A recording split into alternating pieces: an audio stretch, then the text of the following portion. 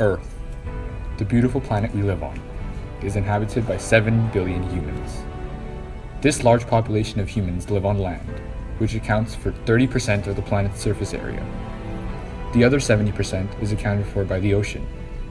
Earth's oceans are home to 80% of the life on the planet, and is the largest food source in the world as it makes up for nearly 20% of the population's daily protein diet. This natural resource provides us with 150 million tons of fish every year. As time goes on and the world population begins to increase, the demand for fish produce will increase as well.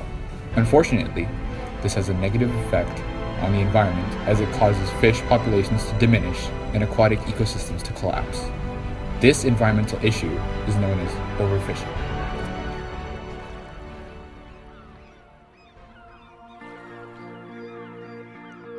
Overfishing is defined as the harvesting of fish to an extent at which the population cannot replenish itself through natural reproduction. If overfishing is a non-sustainable use of the ocean, why is it so widely practiced? Fishing allows for the gradual development of economic stability. As many more people over the last 20 years have started eating fish, it has increased the need and attributes to overfishing.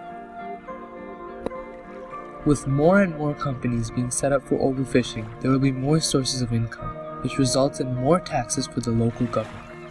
Aside from that, exportation of seafood products will also do good for any country as it provides more work and more income for the government.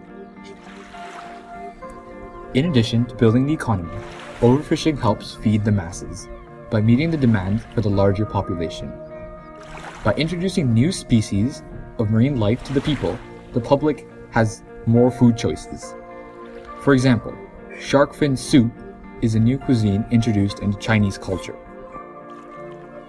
Another significant advantage of this commercial practice is that it allows for the efficient removal of invasive species in the form of bycatch. When fisheries cast out deep-sea trawls, large quantities of unwanted species are removed from the ocean. For example, this can be seen in the excess removal of crustaceans. The flip side of this global issue presents the negative impacts of overfishing. Many of the fish targeted in overfishing processes are consumed by humans and are also consumed by predator species. By depleting certain populations of fish through overfishing, other species lack food resources and begin to die off. This is all caused by the disruption in the food chain. An additional negative effect of overfishing is that it can lead to the exploitation of non-fishing zones. Because fishing companies need to fulfill the growing demand for fish and other seafood, they will be forced to fish beyond areas that are supposed to be non-fishing zones. This is because they will have a depleted supply in certain areas.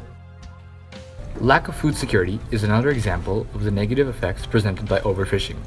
Coastal communities around the world depend on fish as their primary source of protein.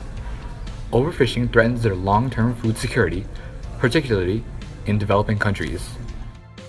Overfishing may have offered short-term solutions to our food shortage problem, as well as unemployment in some areas, but its long-term effects are far more worse and much more alarming. We believe that overfishing is a bad practice. This is because overfishing creates a lack of food security. For example, developing countries on the coast of Africa like Kenya and Tanzania heavily depend on fish. Local communities use fish like tuna and shrimp found on their coastline as a source of food and a way to improve their economy. But due to overfishing, local communities are losing access to the fish population that they greatly need. Furthermore, overfishing causes disruptions in the food chain.